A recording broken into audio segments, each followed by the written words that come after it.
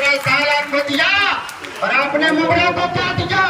यहाँ देखा हमने 15 साल, अब की बार मुल्ला नजीबुल्लाह को लाना है। देखिए, जो हम लोग ये जो उलमा यहाँ पर मौजूद है, ये सिर्फ इसलिए मौजूद है कि शहर में कुछ उलमा हजरात माइक लेके गले गले घूम रहे और उनको जिनका भी खुद से हुआ होगा, मैं उनकी मुखालफत नहीं करता, लेकिन जिन्होंने उनको ये हुक्म दिया है, क्या वो हमारे शहर के मसाइल को जानते हैं? क्या उनको हमारे शहर के मसाइल को बताया गया? क्या हमारे शहर में टूरिज्म जैसी मुसीबत नहीं है? क्या हमारे शहर में ड्रग्स का मसला हल हो गया? क्या हमारे बच्चों का प्ले ग्राउंड मिल गया? क्या हमारी मार्केट मिल गई? या शहर में कोई ऐसी इंडस्ट्रीज आ गई, या शहर में ऐसी कोई कॉलेज आ गया जिससे बच्चों की तालीम का मामला हल हो गया? उनको ये बातें जो लोग हजरत के पास मिलने गए होंगे, उन्होंने मुगला कोठा के मसाइल को नहीं बताया होगा, उन्होंने उठा करके किसी एक शख्स की तारीफ की होगी और हजरत ने इसीलिए शायद मुझे ऐसा लगता है कि उनकी हिमायत में ऐलान किया होगा। लेकिन हम ये उलमा ये तमाम लोग, क्योंकि शहर के लोग हैं, शहर के तमाम मसाइल को जानते हैं, तो हमारी आप लोगों से ये गुजारिश है कि जो आप अपील करें, आपकी जो अपील होनी चाहिए शहर के मसाइल पर होनी चाहिए, सब ताकि लोगों को ये मालूम पड़े कि जो लोग शहर में घूम रहे हैं या जो यहाँ पर बैठे हुए हैं, वो लोग सही कह रहे हैं या वो सही कह रहे हैं, इससे गुफ्तगू होनी चाहिए। आवाज साहब आज तकरीबन 15 सालों से आपके इस हल्का असेंबली में लीड कर रहे हैं। एक जुमला भी आया कि रशीद कंपाउंड में आप गए तो आपने लोगों से कहा कि क्या आप मुझे अपना नहीं समझते? सवाल ये नहीं है साहब, आपको अपना न समझते तो 3 टर्म 15 साल आपको हम कुर्सी पे नहीं बैठाते। हाँ, इतना तो हुआ कि 15 साल हमने आपको तो अपना समझा, आपने मुमरा की आवाम को अपना नहीं समझा। अब हम वो नहीं जो आप समझ रहे हैं। मुसलमानों को कितना ये आप रहे साहब इतनी आसानी से, इनमें से कोई ज्यादा बोलने वाला हो तो 2 बाथरूम में निकाल कर दो,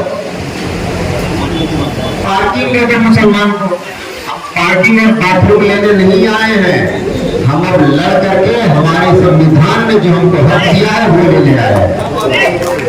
और अगर आपको वाकई आपका अपना हक चाहिए तो फिर आपकी लीड, आपकी क़यादत, आपकी रहबरी और रहनुमाई के लिए आपका अपना ही आदमी चाहिए। जिस तरीके से हर घर एक डॉक्टर से जुड़ा रहता है, ये हमारा फैमिली डॉक्टर है। डॉक्टर तमाम है, फिर फैमिली डॉक्टर बनाने की क्या जरूरत है? फैमिली डॉक्टर बनाने की जरूरत इसलिए आती है कि पिछला रिकॉर्ड, शुगर कितनी है, बीपी का क्या मामला है, हमारा मिजाज क्या है, आबी है, सर्द है, गर्म है, दवाइयाँ इसे किस तरह से देनी है, ये फैमिली डॉक्टर जानता है। तो जब जिस्म में मर्ज हो जाए तो डॉक्टर फैमिली चाहिए, और जब सियासत में मर्ज हो जाए तो कायद भी अपना फैमिली का चाहिए। हमें अपना रहनुमा और अपना रहबर चाहिए जो हमारे दुख दर्द को, हमारे मसाइल को समझ सके। बातें बहुत सारी करनी है, उलमा और भी बैठे वो बातें करेंगे। मैं आपसे गुजारिश करता हूँ, नजीमुल्लाह साहब के हवाले से मैं सोशल मीडिया में 3-4 दिन पहले से देख रहा हूँ, मीडिया कर्मी के लोग बैठे हैं, आपका काम ये सवाल करना, इसके अलावा और कोई काम नहीं, और वो भी इतना तगड़ा सवाल करना कि सामने वाला जिससे सवाल किया जाए तो वो सोचने पे मजबूर हो जाए कि जवाब क्या दूं। लेकिन सवाल किससे करना है ये समझना भी बहुत जरूरी है। साहेब, आपने जिसको कुर्सी पे बिठाया है, सवाल उससे होगा, झंडा डंडा ढोने वालों से सवाल नहीं होगा। और आप मुझसे सवाल कर रहे हैं, ये हमारी तय दिली है, हम आपका जवाब दे रहे और देते रहेंगे, भागेंगे नहीं। लेकिन सवाल उससे किया जाए जो 15 सालों से मलाई चाट रहे हैं, क्वेश्चन दूसरों को दे रहे हैं। क्वेश्चन वालों से सवाल नहीं किया जाएगा, मलाई चाटने वालों से सवाल किया जाएगा कि तूने मलाई खाया है तो ये जनता के वोट की बुनियाद पर खाया है, जवाब तुम्ही को देना पड़ेगा। इसलिए कि रहबर हमने आपको चुना है। तो इधर उधर की ना बात कर, ये बता के कारवां क्यों उठा? मुझे रहबरों से गरज नहीं, तेरी रहबरी का सवाल है। 15 साल आपको दिया और आपने मुगलों को क्या दिया? यहाँ की नई नस्लों को नशे के बोतल में बंद कर दिया। कितना पेमेंट है? कत्ल खोल दिया आपने, जाके कब्रिस्तान की बदहाली करो ना सालों करो रहे मंगा लेना। क्या हो रहा है आपके वहाँ? जब मुमरा बसा, बम्बई में और भी इलाके बसे, मगर वहाँ की जमीनों और फ्लैटों की कीमत आसमान पे है। यहाँ आज भी आने से लोग कहते हैं कि ना मुमरा नहीं है। अगर साथ में है तो इसका जिम्मेदार सिर्फ मुमरा की आवाम नहीं है, हाँ? मुमरा के कायद और रहबर कहलाने वाले सियासी लोग हैं। कहते हैं ना, अगर उनका जहन का जाविया बदलेगा तो याद रखिए सब कुछ बदल सकता है। लेकिन साहब जब मन में चोर हो तो फिर लिप सर्विस ही होगी, हार्ट सर्विस नहीं होगी।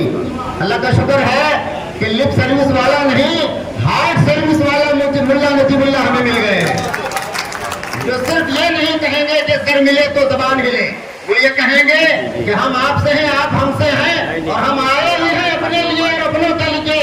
आपका मसला आपका नहीं, वो हमारा मसला है। जब बंदा को कुर्सी पे नहीं बैठाए हो, तुम्हारे लिए इतना लड़ रहा है, और जब पावर दोगे तो कितनी लड़ाई करेंगे वो। जरूरत इस बात की है कि आप सूझबूझ के साथ, शऊर के साथ आप इस बात पे ध्यान दीजिए, तवज्जो दीजिए, और मत देखिए। मैं तो कहता हूँ कि साहब इलेक्शन तो रुपए पैसे का मतलब तो पूरी भारत में कुछ छुपा हुआ नहीं है। मैं कहता हूँ जो दे रहे हैं उनसे लो, इसलिए तो वो अपने बाप घर का नहीं दे रहे हैं, वो हमारा ही हिस्सा काट के और दबा के जो रखे हुए हैं वो इलेक्शन में निकाल के दे रहे हैं। हम कहते हैं जो तुम तुम्हारा हक है, हकदार रसीद हो रहा, लेकिन वोट उसको देंगे जो कौम की आवाज बनेगा, वोट उसको देंगे जो मजलूमों की आवाज बनेगा, वोट उसको देंगे जो हमारी बेटियों के सरों से आंचल छीना चाहे तो वो ये ना समझे जो फलाने की बेटी है, बल्कि वो रोने सड़कों पे आते हुए कहे ये बेटी किसी समाज की हो, है तो हिंदुस्तानी हमारी बेटी है। तो आज इस बात की महसूस करें, वरना फिर आप चाय के पट्टियों में बैठकर आप बड़ी चिकनी चिकनी बातें आप करोगे, लेकिन जब मौका आपका है बदलने का तो आप अपना ज़हन ही नहीं बदलते, तो आपके इलेक्शन में आप क्या बदल पाओगे। इसलिए सबसे पहले यहाँ अपने आप को सोच कर बदलिए कि देखा हमने 15 साल, अब की बार मुल्ला नजीबुल्लाह को लाना है। 3 मर्तबा का टर्म कोई कम नहीं है। मुमरा को बदलने के लिए मैं समझता हूँ 3 साल बहुत है, 3 साल बहुत है। और मैं यकीन के साथ कहता हूँ, उलमा के बयान आपने सुने, मुझे ऐसा महसूस होता है कि इस हल्के में लड़ने वाले और भी लोग आए, लेकिन क्या बात है कि मुल्ला नजीबुल्लाह के खड़ा होने के बाद खलबली क्यों है, इतनी भागम दौड़ी क्यों है? अरे रोज जिनसे मजदूरी करा रहे हैं उनका रेट बढ़ा दिया, 500 में काम करने वाले 2000 डिमांड खुले वो भी मिलेगा। हमने कहा मुल्ला नजीबुल्लाह आपके जज्बे को सलाम, अभी तुम तो आए नहीं हो पावर में, तुम मैदान में आए हो तो गरीबों की मजदूरी बढ़ गई है। जब तुम कुर्सी पे आओगे तो मुमरा की तस्वीर भी बदलेगी, तकदीर भी बदलेगी। और मैं यहाँ मुमरा MMLE कॉम्प्लेक्स में रहता हूँ।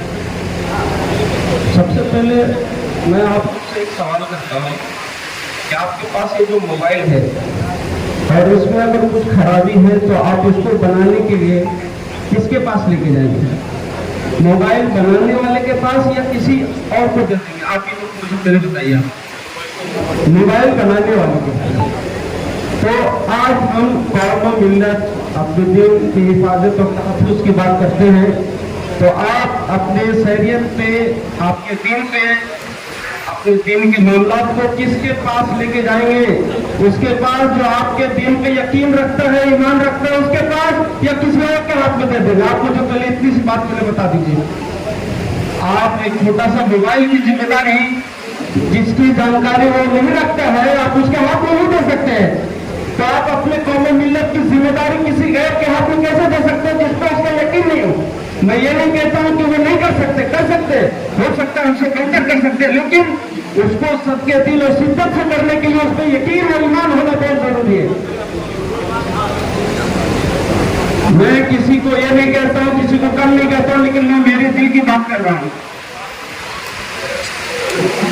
पिछले साल मेरे दिल्ली से एक लेडीज की इंतकाल हो गई थी, बारिश का मौसम था, उनको MMLE कॉम्प्लेक्स में मैयत के लिए लेके गए। क्योंकि मैं मेरे बिल्डिंग का चेयरमैन भी हूँ तो मैं वहाँ पे था। तो हालात ये थे खोदा जा रहा है, पानी निकाले जा रहे हैं। एक बाल्टी पानी निकाल रहे और भरते जा रहे 2 घंटे हो गए। बारिश हो रही है, लोग खड़े हैं, पानी सूखने का नाम नहीं ले रहा है। लास्ट में हम लोग ने उस मेहनत को कमा के गिरना पड़ा। हम मुस्लिम को भी रहते हैं, हमारी ये हाल है, इसका जवाब कौन देगा? आज हमारे उलमाए किसी की भी हिमायत करने की बात करते हैं। मैं उनसे एक ही सवाल करता हूं कि पहले आप आते हो, हमसे हमारे हाल पूछ लेते, फिर आप हिमायत करने की बात करते हैं। आप आइए, हमारे हालों को जानिए और फिर उनके बात करिए कि आपको किसके साथ खड़ा रहना है, किसको हिमायत करना है। मैं ना कोई बड़ी बात करूंगा और ना ही कोई झूठे वादे करूंगा, लेकिन मैं इतना आप लोग से जरूर कहूंगा कि आपके लिए, आपके किसी मसले के लिए नजीब भाई को बुलाना हो करना हो तो उसकी जिम्मेदारी अजहर सैयद लेता है। मैं किसी कौम मिल्लत और किसी आवाम का वादा नहीं करता हूं। मुझे मेरे भाई नजीबुल्लाह पे यकीन है और मैं इस बात को आप लोगों के सामने रखता हूं और आप लोग से इजाजत। अस्सलामु अलैकुम व रहमतुल्लाहि व बरकातुहू। अल्हम्दुलिल्लाह व कफ़ा व सलामुन अला इबादिही अल्लज़ीना इस्तफ़ा अम्मा बाद। बुजुर्गान मोहतरम, आप तमाम हज़रात का मैं बहुत शुक्रिया अदा करता हूँ कि आपने अपने कीमती वक्त निकाल करके इस मजमे में शिरकत फरमाई। यहाँ आने का मकसद और मंशा हम लोग जानते हैं। जिस तरह भाई नजीबुल्लाह साहब ने 2024 के चुनाव में आप उम्मीदवार की एक हैसियत से खड़े हुए हैं कौसा मुमरा और कलवा थाने महानगर पालिका से, ठीक उसी तरह जिस तरह हमने डॉक्टर जितेंद्र आवाड साहब को 15 साल दी और उन्होंने मुसलमानों की तालीम और मुसलमानों की मसाजिद और मदारिस के लिए और खानकाहों के लिए उन्होंने क्या काम किया हम और आप जानते हैं। और उसके बाद डॉक्टर जितेंद्र आवाड साहब ने इस मुमरा कौसा के अंदर हमारे जवानों, नौजवान बच्चियों के अंदर से और जवान लड़कों के अंदर से वह नशा, जिस नशा के बारे में अल्लाह के रसूल सल्लल्लाहु अलैहि वसल्लम ने हराम करार किया, उस नशा को आपने रोकने की कहां तक कोशिश की। और जिस तालीम को अल्लाह के रसूल ने आज से 1400 साल पहले उम्मत मुस्लिमा को ये सबक दिया कि इल्म दीन का सीखना हर मुसलमान पर फर्ज है, उस तालीम के बारे में डॉक्टर जितेंद्र आवाड साहब ने क्या आवाज उठाई और क्या काम किया हम सब जानते हैं। इसलिए मैं आप तमामी हजरात से ये दरख्वास्त करता हूँ कि एक मुस्लिम उम्मीदवार है, ईमान वाले भाई होने के हैसियत से हम उनका साथ दें और साथ देंगे तो आने वाला मुस्तकबिल में यकीनन मुझे उम्मीद है यह हमारी आवाज हमारे लिए कामयाबी का रास्ता खोल सकता है। और भाई नजीबुल्लाह साहब अगर जीत करके आएंगे तो कौसा मुमरा के अवाम और समाज, चाहे वो किसी भी धर्म से ताल्लुक रखता हो, वो सबके लिए फायदा और सबके लिए बेहतर करने की कोशिश करेगा। मैं आप तमाम हजरात से दरख्वास्त करता हूँ कि आने वाले 20 तारीख को भाई नजीबुल्लाह साहब को जितना हो सके, जहाँ तक हो सके कोशिश करके उनको जिताने की कोशिश कीजिए। और खुसूसन हमको इस बात की भी कोशिश करनी है कि हमें कोशिश करते रहना चाहिए और कोशिश करने वालों की कभी हार नहीं होती है और जीत होती है। उसी के साथ हमें अल्लाह से भी लौ लगाना है और अल्लाह से मांगना है, अल्लाह मैं उस माँ बाप का बेटा हूँ जिस माँ ने मुझे आंचल में रख करके दूध पिलाया हो, ए अल्लाह तेरे कुदरत का वास्ता देता हूँ, आज मेरा ईमान वाला भाई आज दुनिया के मैदान में खड़ा हुआ है हमारी हक के लिए, हमारी जान, हमारी इज्जत और आबरू की हिफाजत के लिए, ए अल्लाह तू उसे कामयाब बना दे। इसलिए हम सब दुआ करें और कोशिश भी करें। मैं अपनी बात को खत्म करता हूँ। ये हजरात इस पर जमा हुए हैं, हमारे शहर के अंदर एक अच्छा कारी बेहतरीन निज़ाम बनाने वाला जो है खड़ा हो जाए और हमारे दर्द को सुने। आज हम और आप किसी बहस में उलझे हुए हैं कि पता नहीं कौन क्या कर रहा है। किसी की आय पीनी को न दिखाते हुए जो सामने आपसे है उनको जो है मैदान मिला है। मतलब हमारे नजीबुल्लाह साहब एक बेहतरीन कायद हैं और उनकी हम तस्दीक करते हैं और तमाम उलमा इकराम इस बात पर मुत्तफ़िक़ हो जाएं और आवाम को जो है कन्विंस करें कि भाई उनको वोट दें, उनको जो है मैदान मिला है, उनको जो है उनकी क़यादत को हम लोग कबूल कर लें तो इंशाअल्लाह कामयाबी हमारा कदम चूमेगी। और मुमरा शहर के आवाम की जो परेशानियाँ हैं, हमारा नौजवान तबका जो चर्च और जालियों में डूबा हुआ है उसको बाहर निकालने की ज़रूरत है। 15 साल से तो हम देख रहे हैं कि हमारे नौजवान ड्रग्स और गांजा में इस तरीके से लतपत हैं कि उनको किसी बात की समझ नहीं रही। आज हमारे और आपके बारे में जो कहा गया है कि हर एक कौम फर चली जा रही है और जो चलती थी घुटनों बढ़ी जा रही है, मगर कौम मुस्लिम तुम्हें क्या हुआ है, सवारी से पैदल चली जा रही है। मिल्लत के नौजवानों और बुजुर्गों, आज अगर हम इसी तरीके से सोते रहेंगे तो कोई और बाजी मार ले जाएगा और फिर हमारा सोना जो है बेकार हो जाएगा और हम दलदल में डूबते चले जाएंगे। आज की मौजूदा एमएलए के बारे में एक शेर कहता हूँ और अपनी बात खत्म करता हूँ कि हम खूब समझते हैं साजिश तेरी है माली, हम खूब समझते हैं साजिश तेरी है माली, गुलशन में गिरे बिजली तेरे इशारे पर। बस मैं शेर के साथ रिटायर्ड हेडमास्टर म्युनिसिपल स्कूल।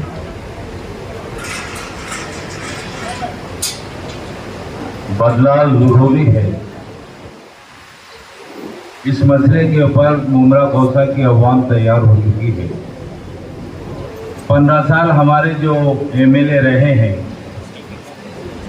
मैं पूछना चाहता हूं उनसे कि इन 15 सालों में सिर्फ एक काम ऐसा बताइए जो हमारे मुमरा कौसा की अवाम के लिए किया गया, जिससे अवाम फायदा होगा। गटर, नाले और रोड के कामों को हमारे एमएलए साहब जो कारपोरेशन के होते हैं वो बोलते हैं मैंने किया, और बाकी सारे विकास के काम उन्होंने जितने बताए वो उनकी किताबों में मौजूद है। ना आज तक गर्ल हॉस्टल मिला, ना हमको पार्किंग मिली, ना हमारे बच्चों को खेलने का मैदान मिला, ना ही हमारे यहाँ पे लीगल कोई मार्केट आई, और ना ही हमारे बच्चों को रोजगार मिला, ना ही छोटी छोटी जो है कामों के लिए योजनाएं उन्होंने यहाँ कोई लाई जिससे बच्चों को, यहाँ के नौजवानों को काम मिले। ऐसा कोई काम नहीं किया। अब देखिए स्टेडियम बना है हमारे यहाँ पर, वो 2008 से पहले का है, बना बाद में है। थाना कारपोरेशन में भी एक स्टेडियम है, यहाँ पर भी एक स्टेडियम है। थाना कारपोरेशन के स्टेडियम में कम से कम 250 से 300 लोग काम करते हैं, और वो कारपोरेशन के कर्मचारियों में 80,000, 1,70,000 ऐसी तनख्वाहें मिलती है। लेकिन हमारे इस स्टेडियम में एक भी सिंगल मुमरा कौसा का आदमी काम पे नहीं है। यहाँ तक कि प्राइवेट होने के बावजूद वहाँ पे जो वॉचमैन बैठे हैं वो भी बाहर के, मुमरा का नहीं। जहाँ हमारे 100-200 लोग जो है रोजगार को लग सकते थे, उसको कारपोरेशन में इसी एमएलए ने उसको प्राइवेट किया। आज तक वहाँ स्विमिंग पूल चालू नहीं है। वो स्टेडियम आज आम आदमी के किसी भी काम का नहीं, सिर्फ वॉकिंग के लिए सुबह खुलता है, शाम में खुलता है, लोग दौड़ना चलना फिरना वहाँ करते हैं। इसके अलावा हमारे शहर के लोगों को उसका कोई फायदा नहीं। सलाटर हाउस, उसकी जगह पे कब्रस्तान डाल दिया गया। कब्रस्तान के हालात आज आपके सामने बयान किए गए और हम लगातार देख भी रहे हैं कि हम इस मामले से जूझ रहे हैं। हमारे अपनों की मैयतें वहाँ किस हाल में पड़ी हुई हैं, उनके साथ क्या क्या मामला हो रहा है। वो 5 एकड़ 11 एकड़ सलाटर हाउस की ज़मीन में 5 एकड़ वो कम हो गई, बाकी की ज़मीन पे क्या हो रहा है आप खुद देख सकते हैं। ज़मीनें रिजर्वेशन की बेची जा रही है। वो 5 एकड़ रिजर्वेशन जो कब्रस्तान के लिए था, जो लीगल था, वहाँ पर भी बिल्डिंगें बन रही है। हमारे बच्चों को रोजगार नहीं है। अभी हाल ही में 2 दिन पहले हमारे एमएलए साहब ने एक तकरीर की कि पीछे स्टेडियम के आसपास में जो इमारतें बन रही है वहाँ पर कम से कम 200 लोगों को 2000 लोगों को रोजगार मिले। और रोजगार बता रहे हैं कि वहाँ पर रहने वालों के घरों में काम करने के लिए मुमरा की औरतों को जो है वहाँ पर काम मिलेगा। तो ये सोच लेकर हमारा एमएलए काम कर रहा है। आज बताने के लिए हमारे को 15 सालों में कोई भी चीज़ नहीं। आज जितनी उड़ान से लेके आज तक जितनी किताबें लिखी है वो उनका तो वहीं पर है, उसको हम साथ में लेके चल रहे हैं। इन्होंने हमें ऐसे कारपोरेटर दिया जिनको हम पहचानते भी नहीं। उसमें बहुत सारे ऐसे हैं जिनको साइन करना नहीं आता, नाम लिखना नहीं आता। किसी का शोहर उसके लिए काम कर रहा है, किसी का बेटा उसके लिए काम कर रहा है, उसका देवर काम कर रहा है। तो ये सोचिए, और हम पढ़े लिखे लोग ऐसे लोगों को वोट दे दें।